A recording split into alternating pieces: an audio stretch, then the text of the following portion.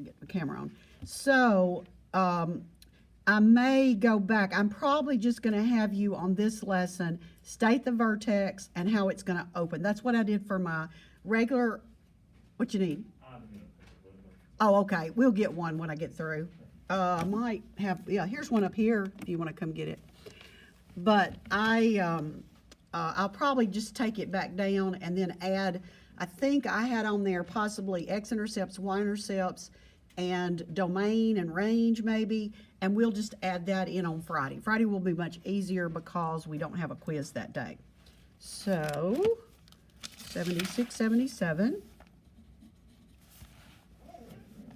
Today is the 20th.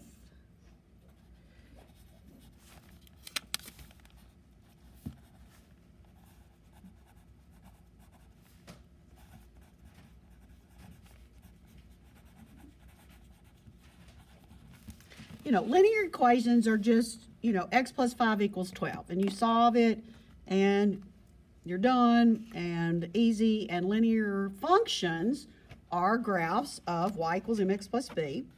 So quadratic equations, standard form we talk about, and the AA has a squared, and you have two answers.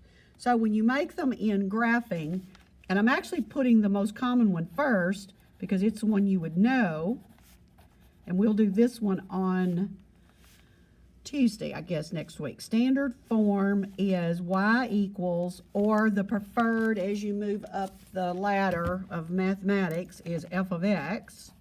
The function notation is ax squared plus bx plus c. A can't be 0.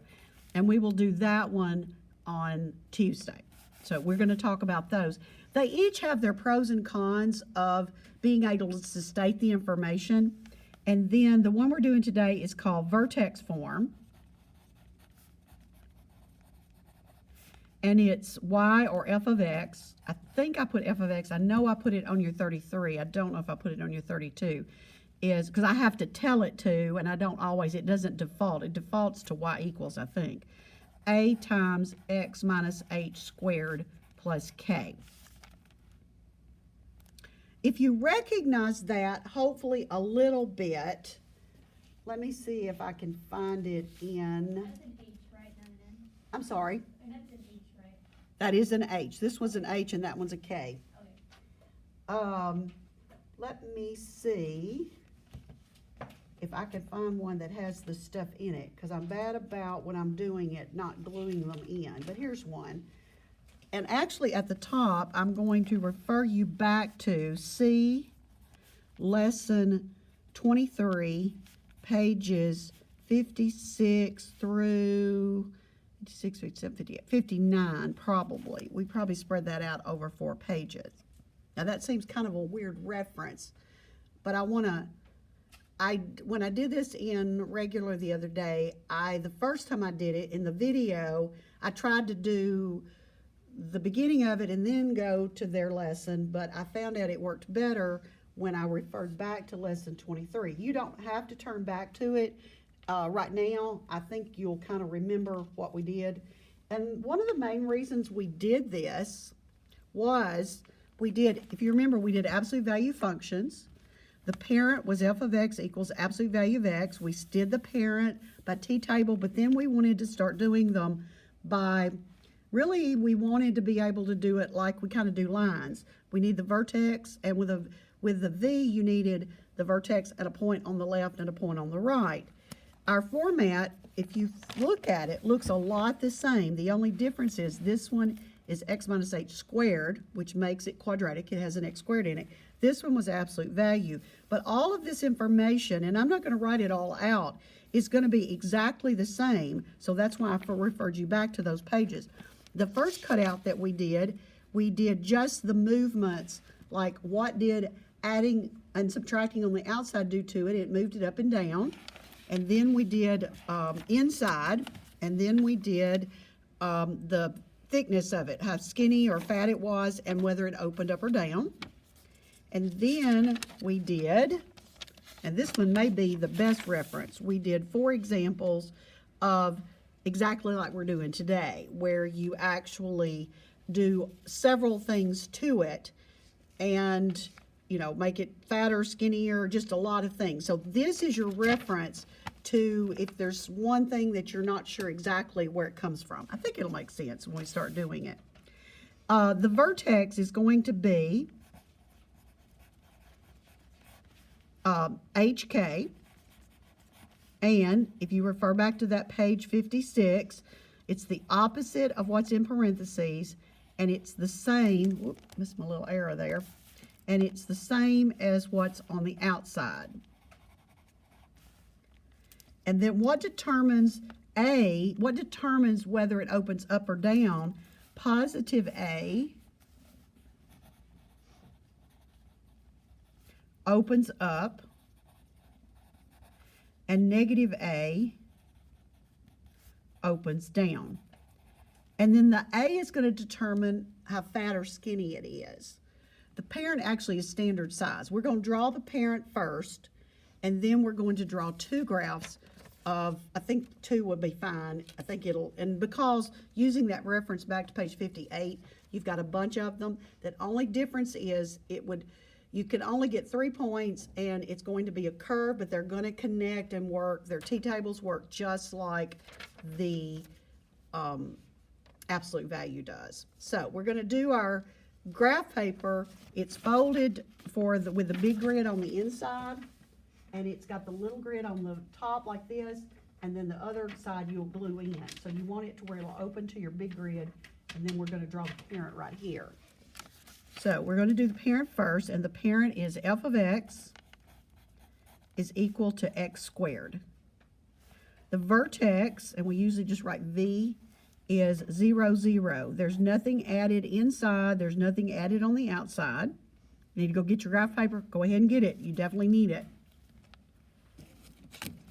We're going to do a t-table that we want to get rid of very quickly because we want to be able to do it. Remember, f of x is your y. And then we want to go to our shortcuts. We're going to do from -3 to +3. Now, because we're doing a t-table, we'd well be able to graph more points than we will with a shortcut. But the shortcut saves you some time.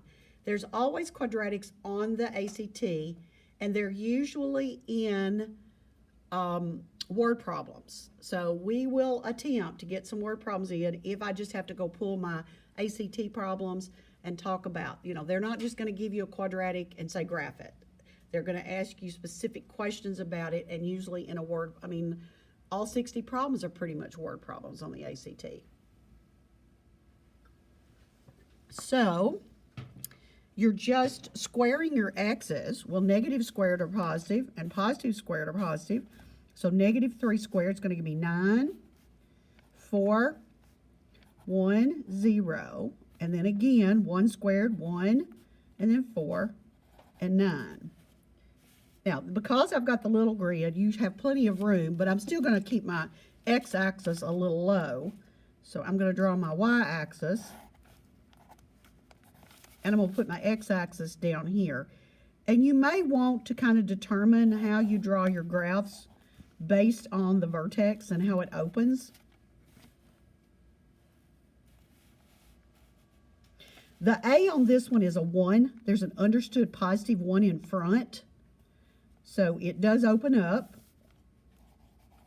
And it's what we call standard size. And that all comes back to lesson 23. And I'm just going to plot them from left to right. So -3 on the x-axis.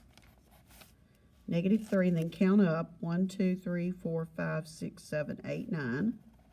Lots of symmetry here. -2, 4. -1, 1, and 0, 0, which is your vertex. Now you can do 1, 1. Well, you see, it's going to be symmetrical to this point over here. And then 2, 4, it matches up with this one. And then you don't have to count again because 3, 9 is going to match up with that one. When we graph on the calculator Friday, it will make it a little bit easier I think when you see them drawn on there, but it's just better to do them on paper first. You cannot connect them with a ruler. It is absolutely not linear at any kind. Like absolute value is, you know, a line going this way, line going this way, where they intersect makes a V. But this is totally more like a U, not really a U, but I always say picture the arch in St. Louis. So to me, the easiest way to draw it is start at my vertex and kind of sketch it up. It's getting wider and wider, and it will continue to get wider and wider. And then I go back to my vertex and I kind of sketch it up, again, getting wider and wider. Now, it's nice when you can do a T-table because you can get more points. Now, if we'd have done 4, it would have gone all the way to 16. It gets bigger faster. It's not a linear relationship. It's not constant, you know, rise, run, that type of thing. See, it's going up more every time because you're actually squaring what you're going up. You're squaring your X to get your Y. What else do I need to tell you about it? It's called a parabola. Not parabola, but parabola. It is, I think I may have even asked you on your classwork for the axis of symmetry. Again, it's just going to be easier to talk more about that. It's not hard, but it's just, I think we're just going to add that on Friday. So we'll just modify what it's going to ask you on the classwork. I didn't even pull it up this morning. I didn't even try to look at it. I just remembered I'd asked several things, I thought. Let's see if there's anything else we need to say about the parent. I think that's pretty much it. When you do the shortcut, you're only going to get 3 points, and that makes it a little bit harder to sketch, but once you get a feel for it, oh, I know what I was going to tell you, because this is what a lot of people want to do. They want to bring it back in. Well, if it does come back in, it's not a function, because remember, your x's can't repeat. Well, and it's not going to trump it out. A lot of people want to do it this way, but it's just, you know, this was your V, and then this is your parabola, kind of just getting a little bit wider and wider. Yeah, and it's not going to come back in. No, I know. It's gonna I was get- just saying it's like a U. Well, U tends to go straight up. If it goes straight up, it's not a function, so you want to just make it wider and I was wider. saying it's Closer to a U than a V, yes, definitely. Okay,